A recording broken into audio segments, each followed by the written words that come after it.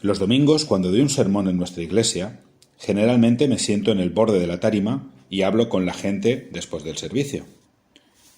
Todas las semanas, la misma mujer camina hacia mí y me entrega un pedazo de papel. Tenemos este ritual por varios años ya. Ella sonríe y hablamos por un momento. Y luego se va. Este pedazo de papel que me entrega es siempre del mismo tamaño, cerca de 10 por 12 centímetros, doblado y escrito en su interior en la esquina superior izquierda. Lo desdoblo cada semana mientras ella mira, y luego leo lo que ella escribió dentro. Un número con algunos comentarios a continuación del número. Algunas veces el número es grande, como 174. Algunas veces es más pequeño. Recuerdo una vez que fue 2. El número es cuántos días han pasado desde la última vez que se cortó a sí misma. Ella ha luchado con una adicción de autoinfligirse heridas por años, pero últimamente un grupo de gente la ha estado ayudando a encontrar paz y sanidad. Pero aún lucha, algunas semanas más que otras. Ella recientemente me dijo que todo hombre con el que ella ha estado la golpeaba. Así que cuando ella escucha acerca del amor, no es un concepto con el que ella esté familiarizada, lo cual tiene sentido. Golpeada, abusada, abandonada. Y luego se dice que Dios la ama incondicionalmente sin ninguna reserva, sin que ella eche nada para merecerlo. Esto es una condena, difícil de creer, dado lo que ella ha visto del mundo. Te cuento un poco de su historia a fin de contarte otra historia. Una que Jesús cuenta en Lucas 15. Un padre tiene 2 hijos. El menor demanda su parte de la herencia de su padre tempranamente, y el padre inesperadamente se la da. Él toma el dinero, se va de casa, lo gasta y regresa a casa esperando ser contratado como un empleado en el negocio de su padre. Su padre, de nuevo inesperadamente, lo recibe en casa, lo abraza y da una fiesta de bienvenida, ternero engordado y todo, a la cual su hermano mayor rehúsa ir. Es injusto, le dice a su padre, porque a él nunca le ha dado siquiera una cabra, para que él y sus amigos pudieran festejar. El padre luego le dice: tú estás siempre conmigo, y todo lo que tengo es tuyo. Pero tenemos que celebrar y estar alegres, porque este hermano tuyo estaba muerto y ahora vive nuevamente. Estaba perdido y fue hallado. Releo esta historia de Jesús debido al número de historias que son contadas en ella. El hermano menor cuenta una historia. Es su versión de la historia. Y mientras se dirige a casa en vergüenza después de despilfarrar el dinero de su padre, ensaya el discurso que le daría. Está convencido de que ya no es digno de ser llamado hijo de su padre. Esa es la historia que está contando. Esa es la historia que está creyendo.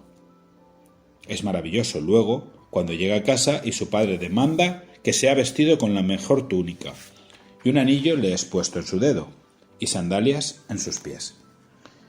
Túnicas, anillos y sandalias son señales de ser un hijo. Aunque él está decidido de que no puede ser más un hijo, su padre cuenta una historia diferente. Una acerca de regreso y reconciliación y perdón. Una acerca de él siendo un hijo nuevamente. El hijo menor tiene que decidir en qué versión de su historia va a confiar, la suya o la de su padre. Una en la cual él ya no es digno de ser llamado hijo, o una en donde es un hijo que viste túnica, anillo y sandalias, que estaba muerto, pero nuevamente vive, que estaba perdido, pero que ha sido encontrado. Hay 2 versiones de su historia, la suya y la de su padre. Él debe decidir con cuál de ellas vivirá, cuál de ellas creerá, en cuál de ellas confiará. Resulta lo mismo para el hermano mayor. Él también tiene su versión de la historia. Le dice a su padre: todos estos años he sido esclavizado por ti.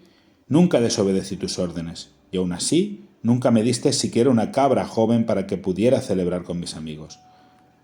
Pero cuando este hijo tuyo, ni siquiera puede mencionar el nombre de su hermano, que ha despilfarrado tu propiedad con prostitutas vuelve a casa, matas el ternero gordo para él. Tanto en tan pocas palabras.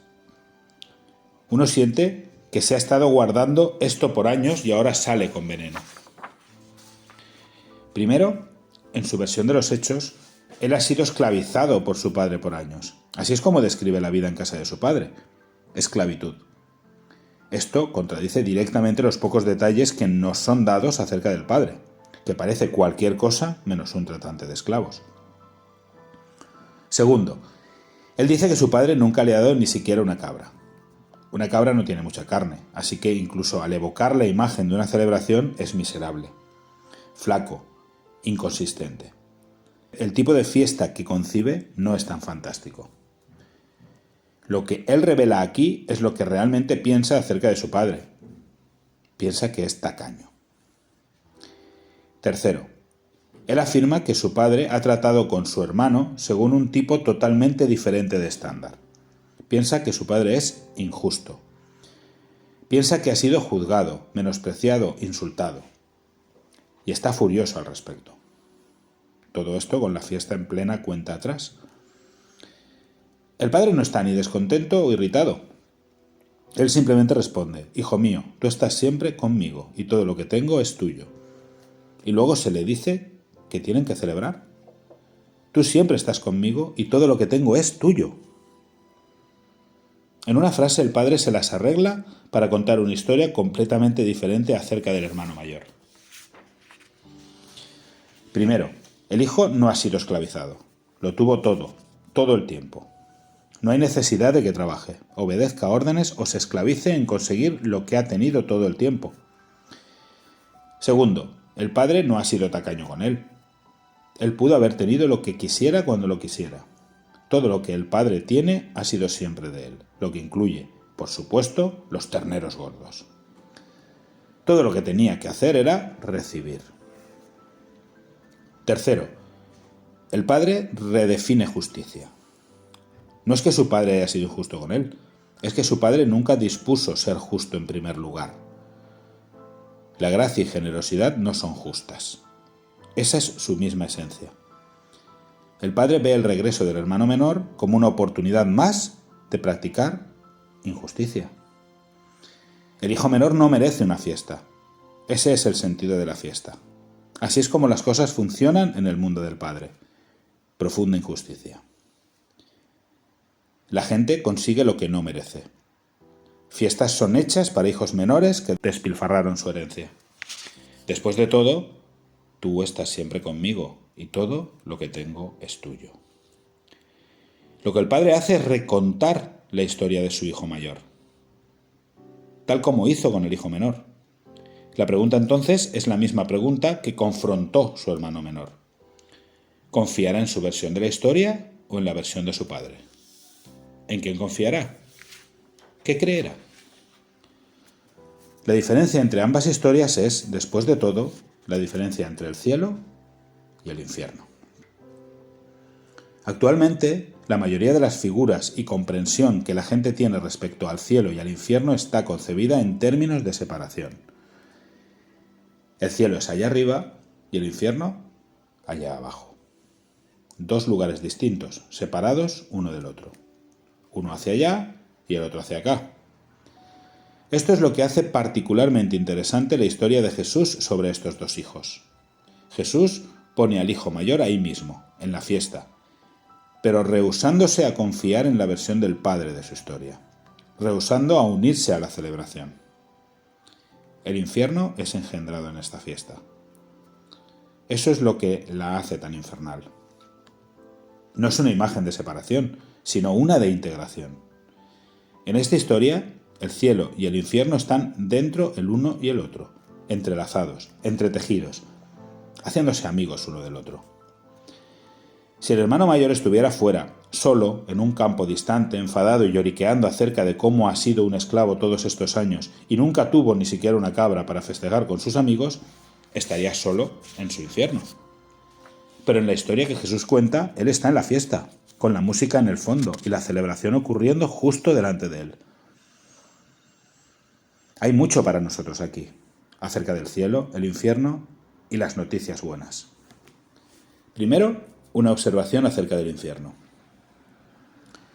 El infierno es nuestro rechazo a confiar en la versión de Dios de nuestra historia. Todos nosotros tenemos nuestra versión de las cosas. Quiénes somos, quiénes no somos, qué hemos hecho, qué significa eso para nuestro futuro, nuestro valor, dignidad, significado, las cosas que creemos de nosotros mismos a las que nos aferramos a pesar del dolor y la agonía que nos están causando.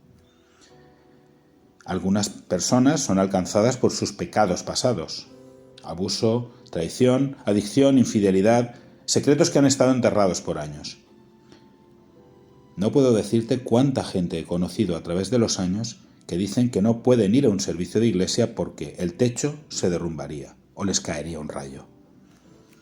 Defectos, fallas, vergüenza como una mancha que no se quita al lavar. Una creencia profundamente arraigada, de que ellos, en un nivel fundamental del alma, no son lo suficientemente buenos. Para otros, no es su sentido agudo de falta o inaptitud o pecado, es su orgullo, su ego. Están convencidos de su propia grandeza y autonomía, no necesitan a nadie. Generalmente la creencia de que Dios, Jesús, la Iglesia y todo eso es para los débiles, aquellos que no pueden con el mundo, así que se afirman a supersticiones religiosas y mitos como si fueran una droga, una muleta, una forma de evitar tomar responsabilidad para sus patéticas vidas. Creemos todo tipo de cosas de nosotros mismos. Lo que el Evangelio hace es confrontar nuestra versión de nuestra historia con la versión de Dios de nuestra historia. Es una historia exuberantemente liberadora, brutalmente honesta, y son buenas noticias.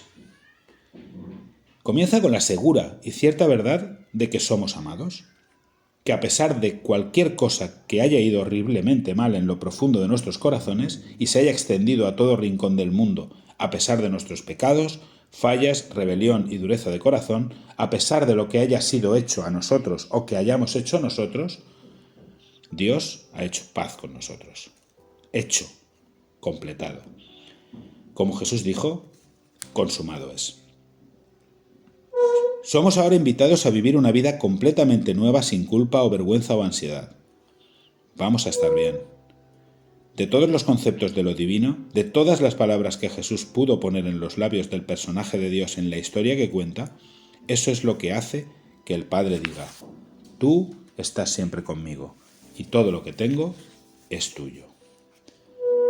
El hermano mayor ha estado afirmándose a su versión de los eventos por tanto tiempo que es difícil para él concebir cualquier otra forma de ver las cosas. Y así, las palabras del Padre, las cuales son generosas y amorosas, son tan difíciles y espantosas. Una vez más, creamos el infierno cuando sea que fallamos en confiar en la versión de Dios de nuestra historia. La falla de confiar del hermano mayor, aprendemos, está enraizada en su distorsionada perspectiva de Dios. Hay un problema con su Dios. Esta historia, la que Jesús cuenta acerca del hombre con 2 hijos, tiene todo que ver con nuestra historia. Millones de personas en nuestro mundo fueron enseñadas que de tal manera amó Dios al mundo que envió a su Hijo a salvar al mundo, y que si aceptan y creen en Jesús, entonces serán capaces de relacionarse con Dios. Hermoso. Pero hay más. Millones han sido enseñados que si no creen, que si no aceptan el camino correcto, esto es, la forma en que la persona le cuenta el Evangelio dice, y fueran atropellados por un auto y murieran luego el mismo día, Dios no tendría más opción que castigarlo por siempre en tormento consciente en el infierno. Dios podría en esencia ser fundamentalmente diferente hacia él en el momento de su muerte, ser diferente hacia él por siempre.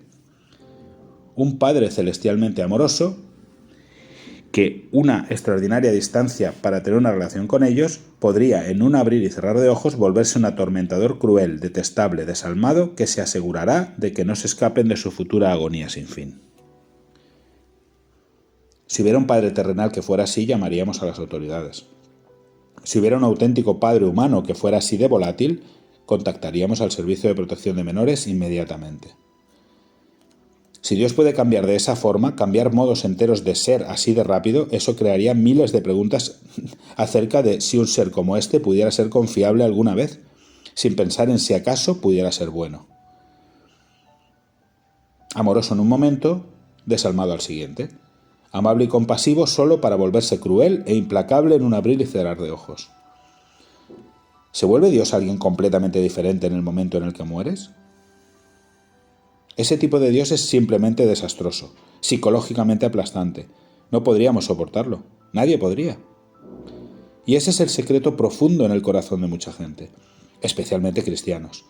No aman a Dios. No pueden, porque el Dios que les ha sido presentado y enseñado no puede ser amado. Ese Dios es aterrador y traumatizante e insoportable. Y así hay conferencias acerca de cómo las iglesias pueden ser más relevantes y misioneras y acogedoras. Y hay muchos recursos, muchos libros y películas para aquellos que quieren alcanzar y conectar y crear lazos con gente que no es parte de su iglesia.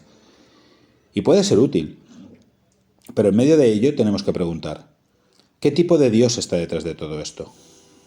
Porque si hay algo mal con tu Dios, si tu Dios es amoroso en un segundo y cruel en el siguiente, si tu Dios castigará gente por toda la eternidad por pecados cometidos en unos pocos años, ninguna cantidad de publicidad o lenguaje interesante o buena música o gran café serán capaces de disfrazar esa única, verdadera, deslumbrante, indefendible, inaceptable, horrible realidad. El infierno es rehusarse a confiar, y rehusarse a confiar está frecuentemente enraizado en una visión distorsionada de Dios.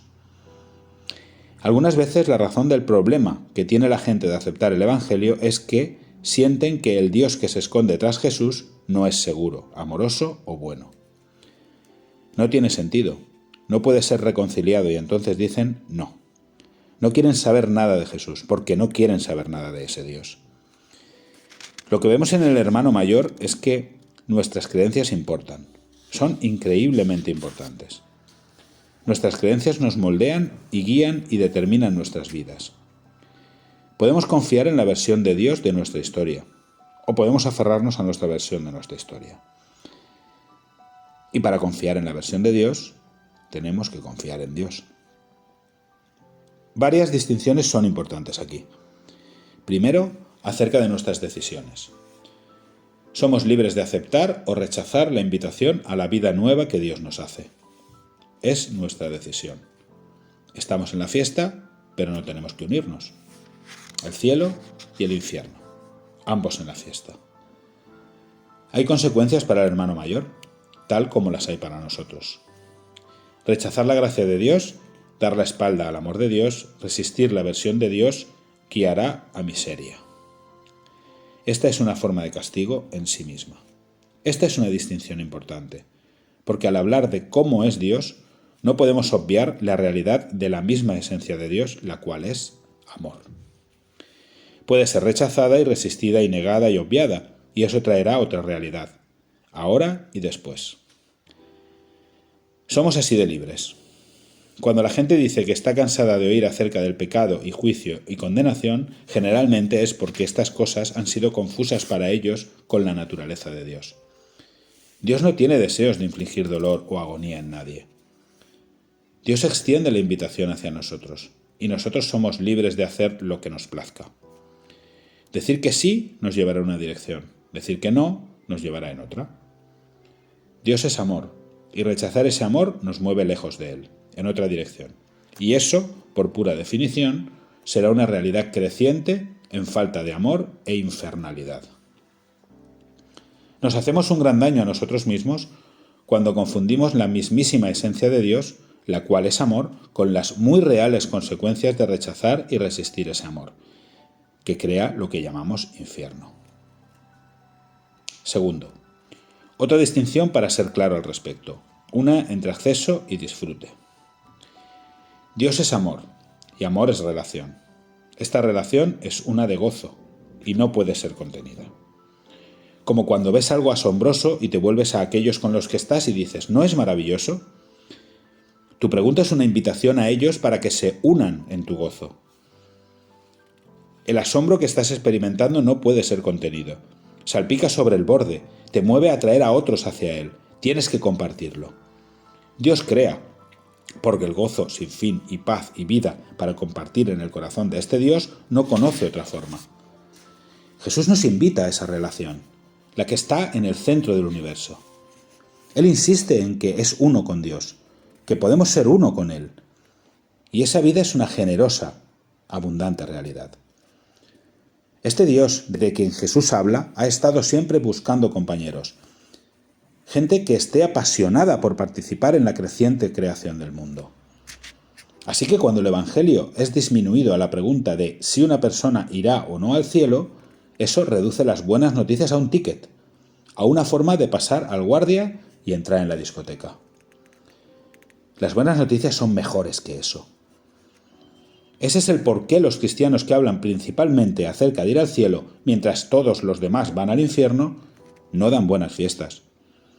Cuando el Evangelio es entendido principalmente en términos de acceso en vez de participación gozosa, puede servir para que, en realidad, aislar a la gente de la explosiva, liberadora experiencia del Dios que es un dador sin fin de gozo y creatividad. La vida nunca ha sido solo acerca de entrar. Es acerca de crecer en el buen mundo de Dios. Es quietud, paz y el sentimiento de tu alma estando en paz, mientras al mismo tiempo es acerca de preguntar cosas, aprender cosas, crear cosas y compartirlas con otros que están buscando el mismo tipo de gozo en el mismo buen mundo. Jesús llama a discípulos a seguir entrando a su vida, compartida de paz y gozo mientras transforma nuestros corazones, hasta que es la forma más natural de vivir que podemos imaginar, hasta que es la segunda naturaleza, hasta que naturalmente encarnamos y practicamos el tipo de actitudes y acciones que perdurarán en la era venidera. Una discusión solo acerca de cómo irse al cielo no tiene lugar en la vida de los discípulos de Jesús, porque está perdiendo el norte del todo. Un entendimiento de acceso del Evangelio rara vez crea buen arte, o innovación, o un número de otras cosas. Es una visión pobre del mundo, porque es una visión pobre de Dios. Es imaginación seca. Es el Evangelio de cabras. Está absorto en miedo y escasez, de modo que la gente es abandonada teniendo que explicar por qué otros parecen divertirse tanto y disfrutando de verdad la vida mientras ellos no. Esto puede ser especialmente cierto en establecimientos misioneros o en familias de pastores o en comunidades de iglesia donde la gente ha comprendido a lo largo del camino que Dios es un tratante de esclavos. Un resentimiento sigiloso puede transformarse en eso a partir de la creencia de que se están sacrificando demasiado por Dios, mientras otros se escapan fácil. El infierno puede fácilmente volverse una forma de explicar todo esto. Esa gente puede estar yendo a fiestas y aparentando divertirse mientras nosotros hacemos la obra de Dios, pero algún día nosotros iremos al cielo, donde no tendremos que hacer nada, y ellos irán al infierno, donde obtendrán lo que se merecen. Me he sentado con muchos líderes cristianos a través de los años que están atribulados, derrotados, cuyos matrimonios penden de un hilo, cuyos hijos se quedan en casa mientras los padres salen a encuentros de iglesia, que no han tenido nunca vacaciones. Todo porque, como el hermano mayor, se han visto a sí mismos como esclavizados todos estos años. Ellos creen que creen las cosas correctas y por lo tanto son salvos. Pero no han realizado la vida plena que se suponía y entonces están amargados. En lo profundo creen que Dios los ha decepcionado.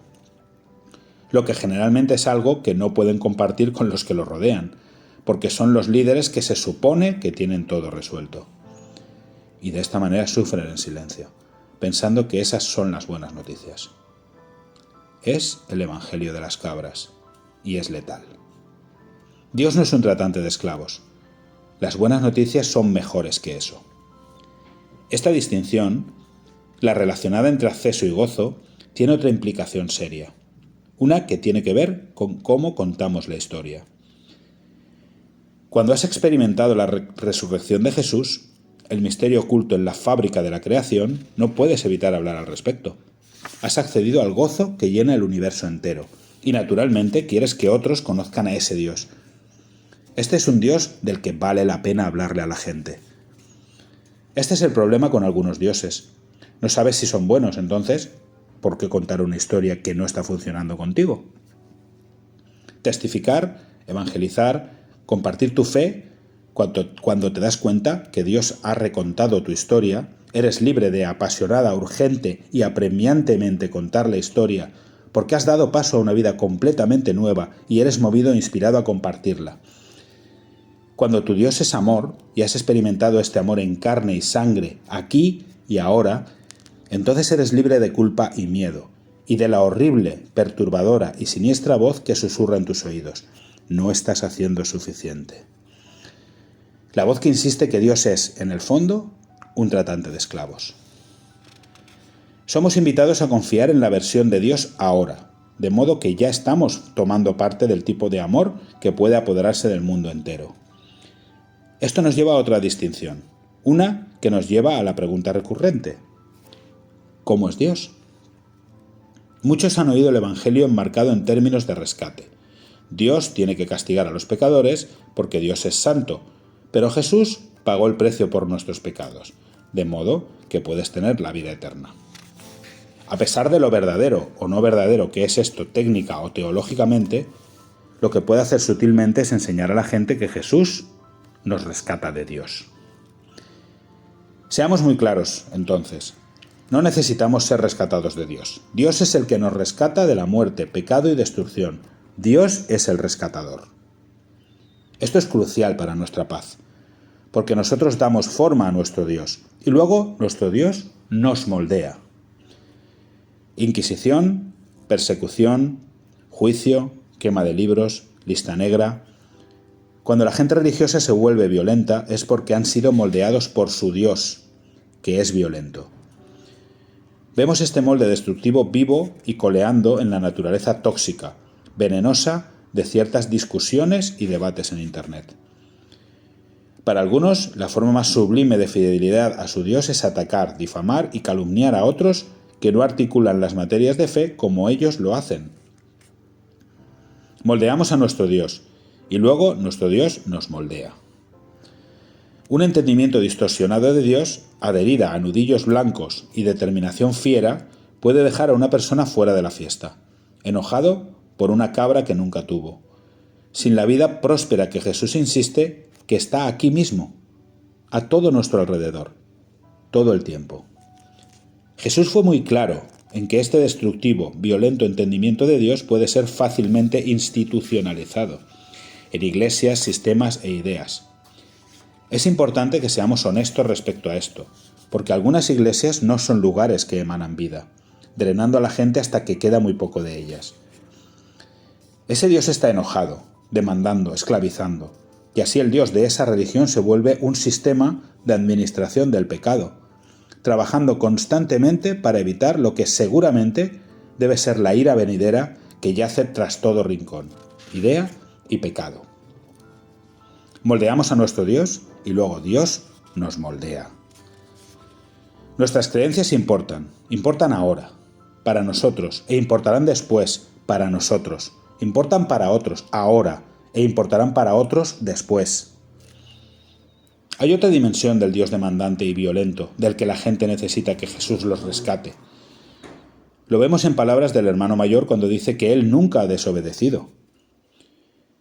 Puedes sentir la ansiedad en su defensa, la conciencia paranoica de que cree que su padre estaba mirando sobre sus hombros todo el tiempo, esperando y observándolo para pillarlo en desobediencia.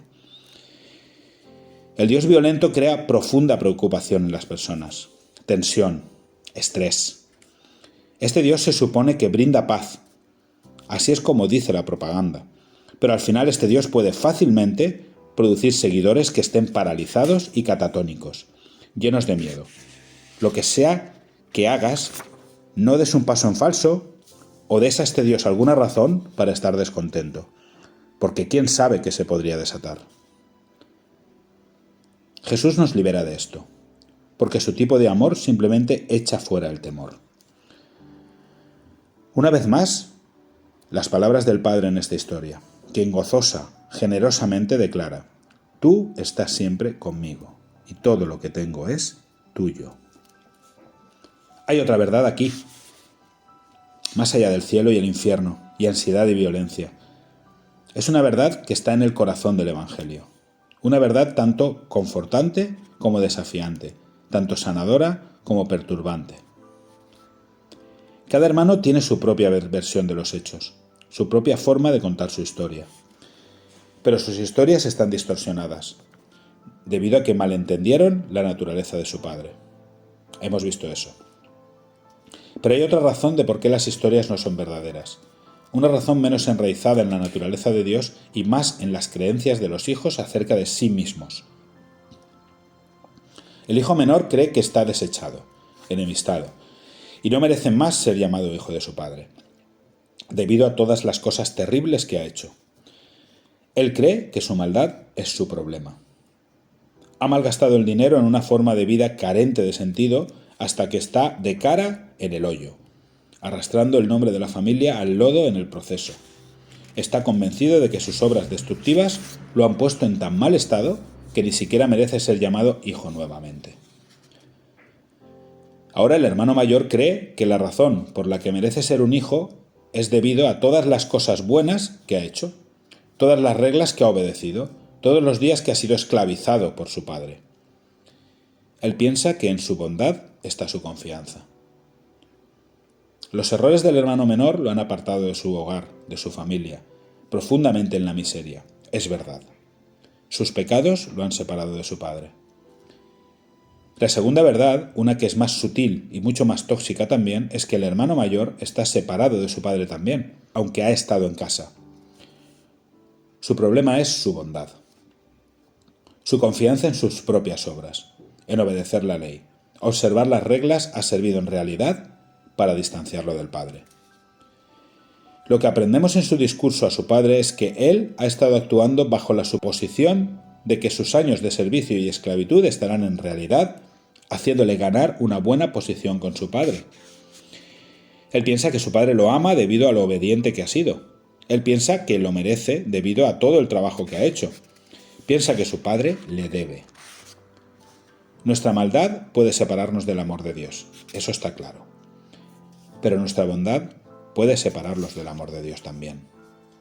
Ningún hijo entiende que el amor de su padre nunca fue acerca de eso. El amor de su padre no puede ser ganado y no puede ser arrebatado. Simplemente es una fiesta, una celebración, una ocasión sin principio ni fin. Avanza bien entrada la noche y hasta el día siguiente, y el siguiente, y el siguiente, sin ningún fin a la vista. Tus más profundos y oscuros pecados, tus secretos más vergonzosos son simplemente irrelevantes cuando viene al contraintuitivo, eufórico anuncio del Evangelio. Sea tu bondad, rectitud, asistencia a la iglesia y todo lo morales, sabias y maduras las decisiones que hayas hecho y las acciones que hayas realizado, simplemente no importan cuando vienen a la sorprendente, inesperada declaración de que el amor de Dios simplemente es tuyo. No hay nada más que hacer para ambos hijos que confiar. Como Pablo escribe en Filipenses 3, vivamos de acuerdo con lo que ya hemos alcanzado. El Padre ha tenido cuidado de todo. Está todo allí, listo, esperando. Ha estado siempre allí, listo, esperando. Nuestra confianza, nuestro cambio de corazón, nuestro creer en la versión de Dios de nuestra historia no la trae a existencia, ni la hace ocurrir, ni la crea. Simplemente es. En la cruz, Jesús dice, Padre, perdónalos porque no saben lo que hacen. Lucas 23. Jesús los perdona a todos, sin que ellos se lo pidan. Hecho, previsto. Antes de que podamos ser lo suficientemente buenos o lo suficientemente rectos. Incluso antes de que podamos creer las cosas correctas. El perdón es unilateral. Dios no nos está esperando para hacerlo juntos, para limpiarnos, moldearnos, levantarnos. Dios ya lo ha hecho. Como está escrito en 2 Corintios 5, Dios estaba en Cristo reconciliando consigo al mundo, no tomándoles en cuenta a los hombres sus pecados. En 2 Timoteo 1 dice, Dios nos salvó, no conforme a nuestras obras, sino según el propósito suyo y la gracia. En Romanos 5 se nos dice, porque Cristo, cuando aún éramos débiles, a su tiempo murió por los impíos. Y en Tito 3 está escrito, cuando se manifestó la bondad de Dios nuestro Salvador y su amor para con los hombres, nos salvó. no por obras de justicia que nosotros hubiéramos hecho, sino por su misericordia. No debido a algo que hubiéramos hecho, cuando aún éramos débiles, por su misericordia. Somos salvados en nuestra muerte y en nuestra vida, en nuestra liberación del ego y en nuestro aferrarnos a él, en nuestra pequeñez y en nuestra grandeza. Jesús nos encuentra y redime en todas las formas en que tenemos todo resuelto y en las que no. En todo momento en que orgullosamente demostramos al mundo nuestra bondad y rectitud. Y en todas las formas en que caemos sobre nuestros rostros. Es solamente cuando pierdes tu vida que puedes encontrarla, dice Jesús. La única cosa que queda por hacer es confiar. Todo el mundo ya está en la fiesta. Cielo e infierno, aquí, ahora, alrededor de nosotros, sobre nosotros, en nosotros. ¿En qué versión de su historia esa mujer que me entrega el pedazo de papel confiará? ¿En la de todos los hombres que le dijeron que era nada, que la golpearon y abusaron, que la abandonaron y la despreciaron? ¿O confiará en otra historia sobre sí misma, la que dice que es amada, valorada, perdonada, pura y hermosa? Si estuvieras sentado conmigo en esa tarima un domingo, sosteniendo ese pedazo de papel en tu mano que ella acaba de darte, ¿cómo le responderías? Le contarías otra historia, una mejor. Por supuesto. Ahora vuélvete, porque todos tenemos un poco de ella en nosotros. Le damos a Dios un pedazo de papel y escuchamos. Mientras se nos cuente una historia mejor, porque las buenas noticias son mejores que eso.